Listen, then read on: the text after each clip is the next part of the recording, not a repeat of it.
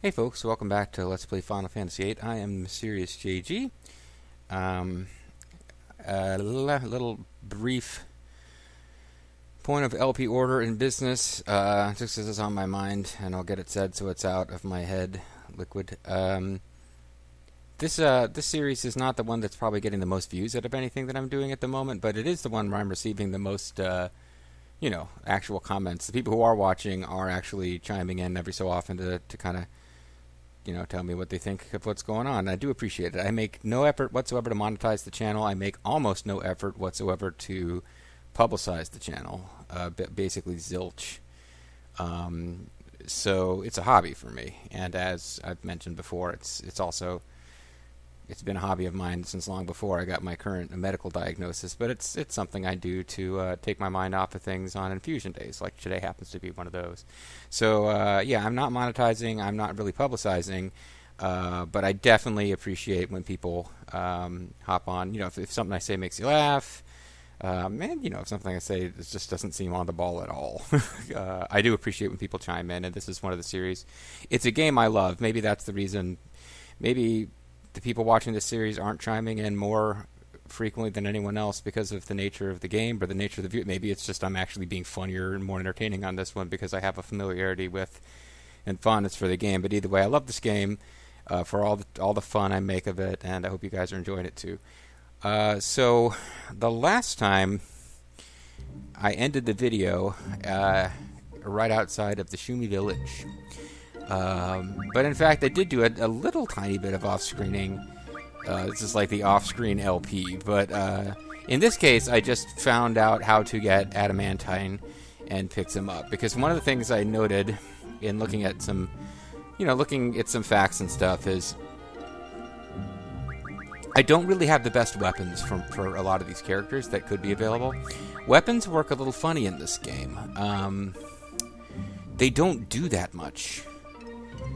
Now, I think Selphie's ultimate weapon has like an inherent... This is something I did not know. I read this in a fact while trying to figure out how come I don't have better weapons yet. It seems like a couple of these people are on their default or first upgrade. Selphie's ultimate weapon has an innate 255 hit percentage. And, which is why arguably you could go with a strength build instead of a magic build for her. Although, as you can see, she's doing fine with both right now based on having speed plus 40, strength plus 40 and stuff junctioned. But, no, and again, a whole other topic I don't want to go into. The only thing that really segregates characters in this game is their... because the game is built in a way that you can be really flexible with how you develop characters. And because, frankly, they make it so that you can choose like one or two things not to max, and everything else is quite maxable if you really want to. But that means that, from a gameplay perspective, forget character and story, from a gameplay perspective, the only thing that really separates your characters are their limit breaks. Which is why Selphie, somebody pushed back, and I said in the comments, Selphie's limit break's not great. Yeah, she has one ultra broken limit break called The End, which we haven't actually seen in this series yet, unless I used it on some regular monsters and forgot. And back in the day, you could actually abuse a hardware deal where if you playing the game with the old school top loader PS1 thing open, you could kind of manipulate stuff and keep, because it's slots, right? It randomly selects one of her options because her limit break is based on casting multiple spells. So it'll give you an option, and then you got to hit try again or cast. And if you hit try again, it takes a few seconds and gives you another. And the odds of the end popping up are very low, but you can keep cycling through. The problem in normal gameplay is that as you're cycling through, you're not able to put in commands for any of your other characters, and the enemies are continuing to take action. So sitting there with Selphie waiting for the end to pop up it's generally not a good idea. Especially because there's not that many enemies in the game where you really need that to win. And it kind of feels like cheating if you do win using that limit break. It's a fun limit break. Hopefully I'll get a chance to show it at some point.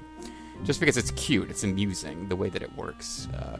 Using that to beat Omega Weapon I actually saw somebody doing that in like Awesome Games Done Quick. They like, I don't think they manipulated RNG. They just got that to come up, and the actual runner and everyone on his couch were shocked that it happened, and everyone thought it was hilarious. But in fact, that's not really the way you probably want to beat Omega Weapon if you want to feel like you earned victory over this game's super boss. But anyway, what was my point? Yeah, you could build her with a strength build based on the fact that she has a really high hit percentage on her ultimate weapon, but otherwise the weapons don't do that much, and the character's kind of interchangeable. So the only exception are Selphie's ultimate weapon has an innate 255% hit chance, and Squall's ultimate weapon is directly linked to what limit breaks he gets. For everybody else, the limit breaks come, like, from Renoa, the limit breaks that are available come from reading the Pet Pal magazines. For Kaitis, it's from acquiring items. For Irvine, it's from the ammo that you have in your inventory. And who am I forgetting? I'm forgetting Zell, and that comes from those magazines, similar to Renoa. He has, like, the fighting whatever magazines, so you find them and they give you limit breaks. Squall gets limit breaks by having better weapons. So to do his ultimate limit break, which is pretty inarguably his ultimate limit break, I think maybe if you're fighting a bunch, I think it just targets one enemy, so if you're fighting a group of weak enemies, in theory it's not strong, it's not the best, but yeah, the Lionheart limit break is the best, and you can't get it until you're using his Lionheart weapon. You know, he becomes Chris Jericho. Yeah, so I can't get that yet, but I should be able to get it. Everybody's ultimate weapon except Irvine's is available before the end of Disc 2 if you do everything that you need to do, because you don't actually need to know the weapons, the recipes to craft those weapons.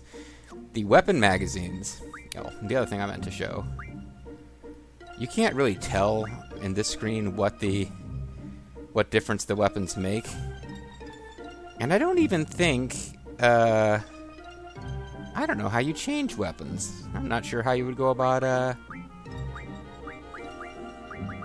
I'm really not 100% sure how you would, equip a weaker weapon on her if you have one. I think you'd have to go to the store and build a new one, and whatever one, yeah. Because there's no particular reason ever to equip a weaker weapon. But you may recall from seeing me in those junk store weapon mod things, they don't do that much to your stats. They do almost nothing to your stats compared to junctioning magic to a stat. So again, it only really matters for Selphie, which doesn't matter that much for her because most people build her as a magic-type character based on how her limit break works. Which means really the only one you really, really care about is Squall's. For everyone else, it's like, you might as well get their ultimate weapon. This is not a game that makes getting the ultimate weapons. It's not like Final Fantasy X. You have a specific arduous task you got to go through. Finding hidden items or whatnot. It's all about, can you find the ingredients? And what I was starting to say before I distracted myself was that these, so now we know that you need 1 betrayal sword, 1 turtle shell, and 4 screws to get Flame Saber. But if you have those items in your inventory and you've never found this magazine, Flame Saber will become available as an upgrade for you at the shop. This is just helping you figure out how to do it. And then the Combat King gives you your Zell ones, and then Pet Pals gives you the Renault ones, etc., etc., etc. And I got 7 adamantines, and that's after I think I went and built Selphie's better weapon, because we had given Zell has his ultimate weapon, Urgai's. For everyone else, there's at least one more weapon to get, and I think for Selphie, she needed adamantine, and we only had 1, and we used it to make Urgai's. Whatever, I've wasted a third of this video now. But yeah, we're ready to go into this village. So, to actually defeat adamantines, this was interesting, to use a loose definition of the word interesting. So you guys saw me fighting adamantines earlier, and the trick is that they have really high defense. They're not particularly dangerous. In some Final Fantasy games, like X comes to mind, adamantines are actually quite dangerous. They can really do a lot of harm to you. They're not dangerous in 8, they're just really hard to kill. They're immune to, like, death, for example. And they use White Wind. I believe even if you silence them, White Wind is considered a monster innate ability and not a spell. So they're able to you damage them and damage them and damage them really slowly, and then they heal it all back in one turn. So it's quite difficult to defeat them.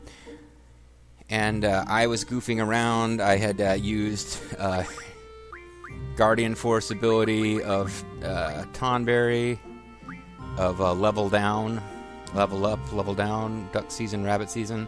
I was using Level Down to make them like really low level, so that they no longer healed themselves for enough to make it back. But then I realized they only drop Adamantite, the item, at high levels. So by making them beatable, I also made it so they started dropping low value items I didn't want. So ultimately, I looked it up. This was not my brilliant notion. I kind of assumed they were immune to all status, or all the big status. I kind of assumed they were immune to the kind of statuses that really debilitate things. Because, of course, in Final Fantasy X, where I remember how much of a chore it was to kill them, they were immune to all the things that would really make the battle manageable. You just had to, like, tough up and take the damage and kill them. So they are immune to death, but they're not immune to Berserk. So actually what you have to do is Berserk them, because that means they don't use White Wind, they just attack you. And that is how I got the Adamantite.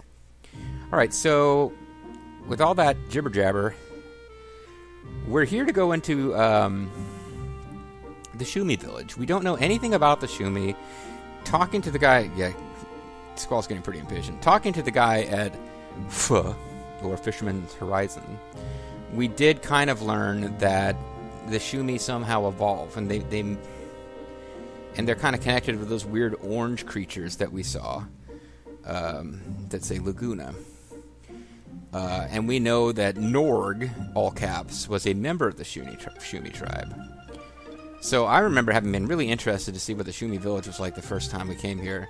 And I'll let you decide whether or not it actually lives up. But to me, this is one of the things when I came across this little dome and saw that it was the Schumi Village, I was really interested in that as an idea.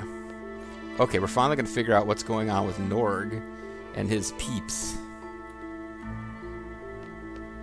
So yeah, you can decide whether, once we've been here and seen what's going on, you tell me whether or not it's interesting. But to me, this is like, wow, this could be quite a thing. Oh, you know what? We actually want to save. Gameplay, there's not a whole lot going on here. This is a non-essential site. You don't have to visit this place at all to win the game. There are some side quests here that give you some decent item rewards, but they're not game-breaking. But this place has kind of a unique thing that we'll see in a moment. I don't remember this happening anywhere else in the game. You see that draw point there? Talk to the person on my left. Talk to the person on my right. We decided we talk like Gobi. Welcome to Schumi Village. If you wish to go to the village, take the front elevator to the bottom level. There are precious spells at this draw point. You must pay if you wish to draw from it. Do you want to use the draw point? Yes. Are you sure? For each draw, we charge 5,000 gil in advance. It's non-refundable. No frickin' way. Oh, well. Yes. Oh, what the heck. He just moves. So you can draw Ultima here. And the reason you save, and I certainly wouldn't abuse this much on camera, but the reason you save here is because you could get, there's a fairly wide range. 13 is on the high end of what I think you could get, but you could get, like, you drew 3 Ultimas, you drew 4 Ultimas. It's not so much that it's not worth 5,000 in cash in a game where money doesn't mean that much. It's that that thing is now gray, and the only way to get it to turn purple again is to actually advance the main story. So A, we probably should have come up here and drawn from this place before we did the stuff at Balam, but I think we'll be okay with having missed one opportunity to draw here. There's also other ways to get Ultima that we'll be coming across later, including drawing it directly from Ultima Weapon when we eventually get a chance to fight optional boss Ultima Weapon.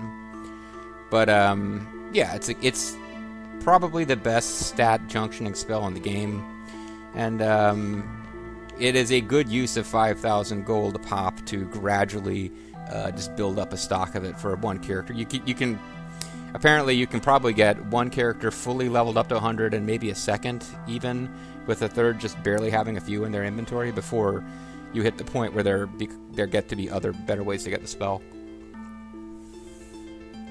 And certainly, if we decide to take on Ultimate Weapon, and you know I'm going to do that eventually, we'll just have a little bit less work. You know, we can spread it evenly amongst everyone, and everyone just spends a couple of turns drawing instead of trying to survive for like 10 to 15 minutes of drawing from Ultimate Weapon. Please have a seat. I mean, please have a seat.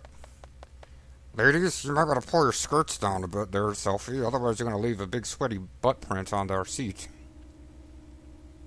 Do we talk to each other now? Welcome to Schumi Village. You have been specially promoted here. We hope you enjoy your stay. The elevator will reach the squirrel shortly. Please exit through the door.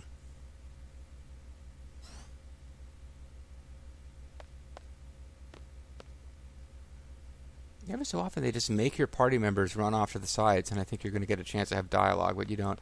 So we're in some kind of ideal natural paradise, which is located underground.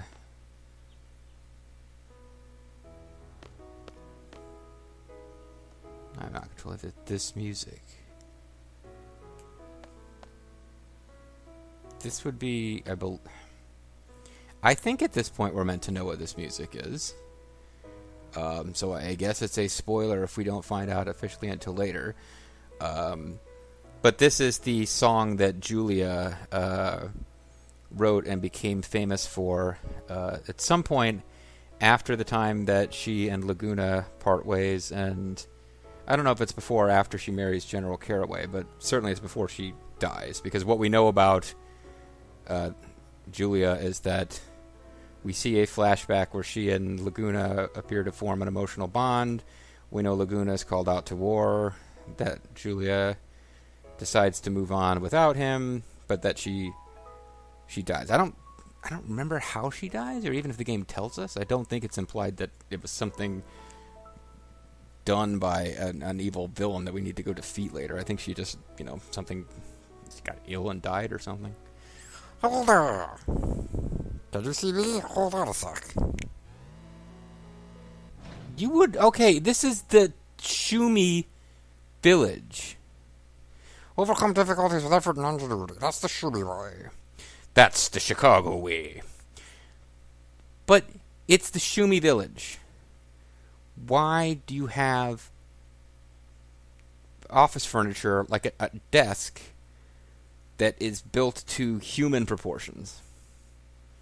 If you guys are short, why do you have it's like the old Doctor Who problem. Why did the Dalek ships have chairs and controls that you would push with fingers? They're Daleks. I don't think we ever learn enough about the Schumi to know with certainty that they have not adopted some kind of technological village that they found whose owners are gone. But I believe they're meant to have built this for themselves. So, will you be spending the night? Yes. Interesting. Yeah, there's nothing about them charging us, so I assume it's okay. Oh.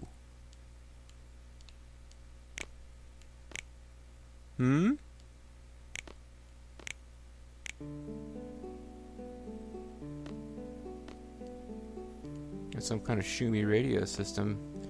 Wow, the Schumi have rotating fish hologram technology. Or perhaps just a rotating model of a fish. I'm getting a real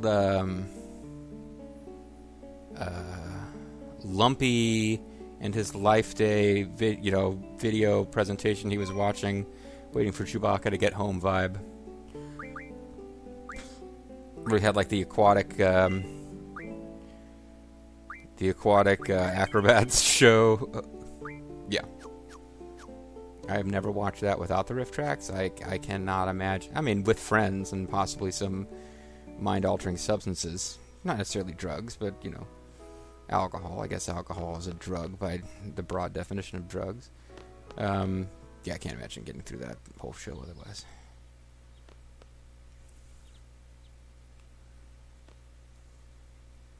Hello and welcome.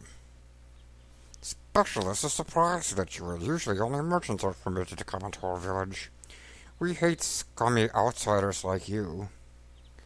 Make Schumi Village great again. This is our negotiation table. This is where we exchange minerals with outside traders. You mine for minerals? No! And he slaps you. Of course. You think we built a village 323 meters underground just for fun? Well, I assumed you found this village since all the buildings seem to be furnished for non-Shumi. Actually, there was a little fun in it. We're like dozers. What we need are some fraggles to come and eat our buildings, so we can have the fun of rebuilding them. Anyways, apparently I have nothing else to say. So I meant to be careful. Oh, I can't get in here, so never mind. I don't know why, but there is a Tim Manny, as the cool kids call it, Timbermaniacs issue located here. But for some reason, if you get it now, it doesn't make sense. But to avoid spoiling anything, I won't get into the details of it. But yeah, it changes something in the next Laguna sequence, which is probably disadvantageous to us to change. And because I didn't know about that, in my previous playthroughs where I didn't have a FAQ open, I always used to get it the first time I could, and never realized that, oh, the Laguna flashback could have gone. So I'm not going to go like into crazy JG mode where I use save slots to show you both ways that the Laguna flashback could go. But I will, once we get to it, explain. And here's the thing that's different, which is, from the way I played it years ago on PS1.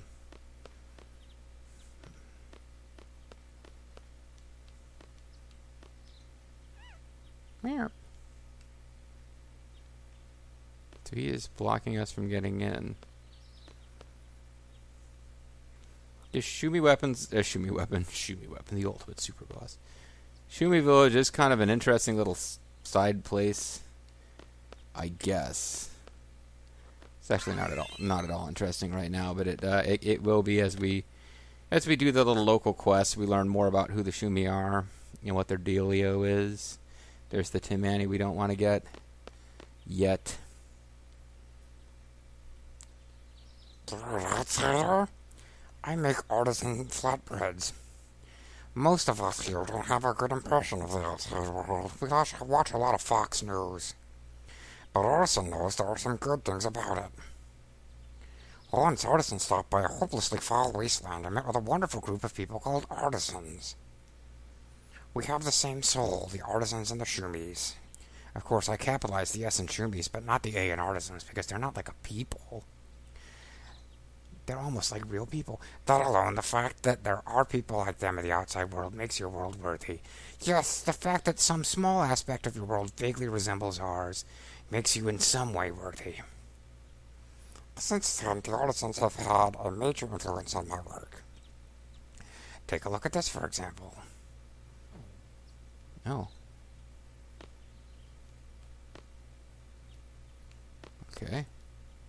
Take a look at this, for example.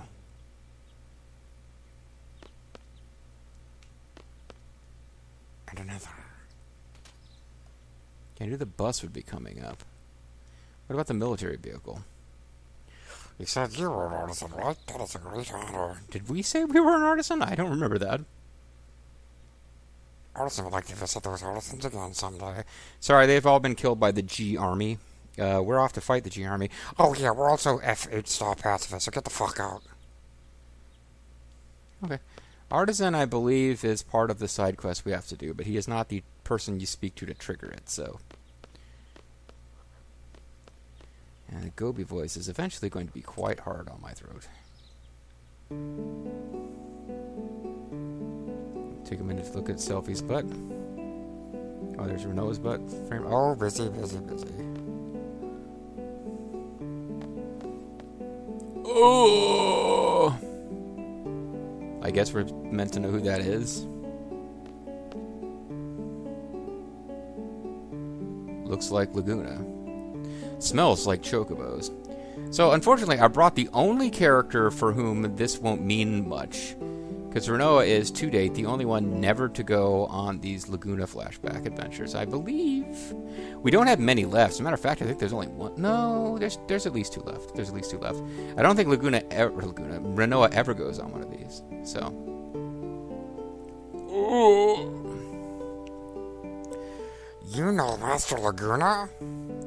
Oh yeah, man. I've occupied his body on several occasions. Been inside him, so to speak. Well, sort of. This is Laguna Valor. Long ago, a Moomba found this man lying near our village, covered with blood, and carried him to our village. It appeared that he had slipped and fallen off a cliff. We took care of him until his wounds were healed. We take care of the place while the Master is away. So if you wish to know more about Master Laguna, you should go talk to the Elder. Or perhaps phase into his body and control his actions during a flashback combat sequence. I can't imagine how you would do that, though, so obviously you need to go talk to the Elder. I love their little groovy dance. They also have the big crazy long Norg fingers, so while in attitude and bearing, these guys appear to be very different from Norg. It does kind of make sense now that they're the same species. I guess we haven't really seen any of these guys' faces the same way we saw Norg's face. Didn't he have like huge jowls? Like not to the point where he looked like he was overweight, but at the point where it looked like biologically his species just has a different shaped jowls from humans. His species, the Inhumanoids. Sculptor insists that you speak to him. Sculptor sure will please the Elder. Speak to him, or Sculptor will have you destroyed. Okay. I doubt much dialogue comes out of saying we don't have time, and in fact, it's possible it shuts us out of the quest. Let's just jump straight to okay. Okay. Excellent. For a foreigner, you have a big heart. We know little of your foreigners, except for the fact that you're morality-free subhuman beasts. And by subhuman, I really mean sub-Shumi. Sculptor will tell the Moombas guarding the entrance to let you pass. Cool. You raise Moombas in this village? Raise Moombas? What, like for sport? For hunting? Just for regular old pastoral uses? Raise? Moomba is one of many final forms that we Shumis take. Depending on whether we, eat a flame stone, an ice stone, or a bolt stone, we can evolve into different end forms. Of course, once we evolve, we are no longer able to speak other than to shout the name of what we evolved into. Final form? You don't know? Excluding the ones qualified to become elders, all Shumis evolve at a certain stage of our lives. We become what is in our hearts. So for me, it's going to be cholesterol. Often, those who fail to become honorable elders turn into Moombas. The passion and ingenuity in their hearts give rise to the red hair. Oh, okay, so you all become Lubu's horse. It's common knowledge. Sculptor's surprised you didn't know. Yeah, well, you know what you consider common knowledge, I consider trivia, so... Oh, hey, Selfie's gonna talk. Ooh, are you worried about becoming a beast? That's right. I'm afraid I may become Brock Lesnar. Beast? How dare you call them beasts? Alright, Selfie, you're gonna get us all killed here if you're not careful. Yes, the ones who become elders are remarkable people, but what did you call them again? Beasts? Beast Wars? Did you not see their noble features? The gem-like eyes revealing innocence, I think these yellow... This might be a clue for this quest we have to do. But I'm not too worried about it because I have a fact. The gem-like eyes revealing innocence, the bright red hair symbolizing passion, their spectacular red hair signifying power, which is somehow different from the bright red hair, their soothing, adorable cries, their mighty hands with incredible strength, their proud postures demanding respect from scum like you. Everything about them is great. I hope she gets to say something. Because I'm sure whoever's in your party has some variation on what Selfie just said. And Selfie's response to this is probably like, I think they're cute. Okay, alright. Facepalm.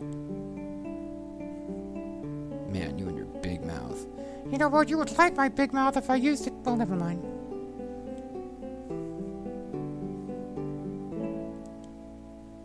Anyway, please go see the Elder. And get that bitch out of here. I'm bored. What else can I insult? Viraga, don't care.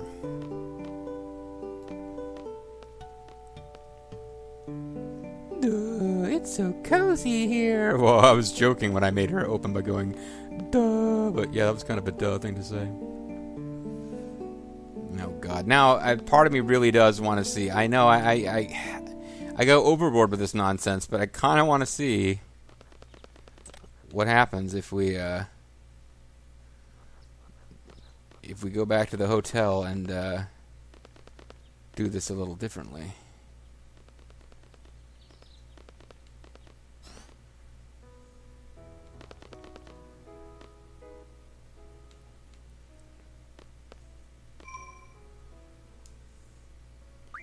So, I'm curious. It shouldn't take too long. Scream at me in frustration if you will, but it's one of the things that makes... It's one of the... You know, you like it or you don't, but it's one of the things that makes my Let's Plays a little different from, you know, the next Let's Play down on your playlist.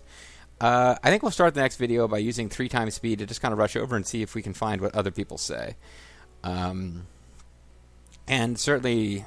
I won't spend 10 minutes talking about getting adamantine, so that'll make things a little bit more efficient. So yeah, the next video is probably going to be goofing around doing side quests in Schumi Village. Hope that's okay with you. Catch you guys next time.